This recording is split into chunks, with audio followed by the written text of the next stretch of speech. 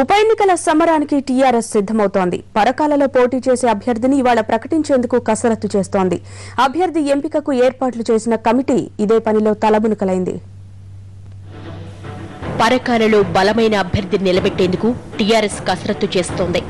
కొండా సురేఖపై బలహీనమైన అభ్యర్థిని నిలబెడితే జగన్తో కుమ్మక్కయ్యారన్న ఆరోపణలకు బలం చేకూర్చినట్లవుతుందని జాగ్రత్త పడుతున్నారు గులాబీ నేతలు. ఇప్పటికే నాయని నరసింహారెడ్డితో ఏర్పాటు చేసిన కమిటీ అభ్యర్థి ఎవరైతే బాగుంటుందన్న అభిప్రాయాలు సేకరించింది.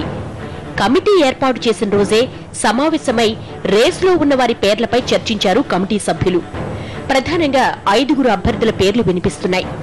వీరిలో ఎవరో ఒకరిని గురువారం ఫైనల్ చేయాలని పార్టీ నిర్ణయించింది. అభ్యర్థిని ఎంపిక చేయడం నాయని వంతైతే పరకాల ఎన్నికల ఇన్ఛార్జి బాధ్యత హరీష్ రావుకు అప్పగిస్తోంది పార్టీ. సెంటిమెంట్ నే బలంగా నమ్మే టీఆర్ఎస్ ఇప్పుడు పరకాల అభ్యర్థి ఎంపిక విషయంలో మాత్రం సామాజిక వర్గాలను కూడా పరిగణలోకి తీసుకుంటోంది. రెడ్డి సామాజిక వర్గానికి చెందిన వారికే పరకాల టికెట్ కట్టబెట్టే అవకాశాలు ఎక్కువగా ఉన్నాయి.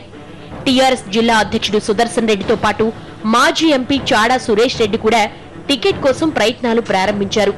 అడ్వకేట్ సహధర్ రెడ్డితో పాటు గత ఎన్నికల్లో పోటీ చేసిన భిక్షపతి కూడా టికెట్ ఆశించే వారి జాబితాలో ఉన్నారు. అయితే భిక్షపతి అభ్యర్థిత్వంపై కేడర్లో కొంత వ్యతిరేకత ఉన్నట్లు తెలుస్తోంది. ఈ నలుగురి విషయం ఇలా ఉంటే మాజీ ఎంపీ వినోద్ను కూడా రంగంలోకి దింపితే ఎలా ఉంటుందన్న ఆలోచన కూడా చేస్తోంది కమిటీ. కానీ వినోద్ మాత్రం పోటీకి సుముఖంగా లేరు. తెలంగాణ సెంటిమెంట్ చూసే ఓట్లేస్తారంటున్నారు వినోద్.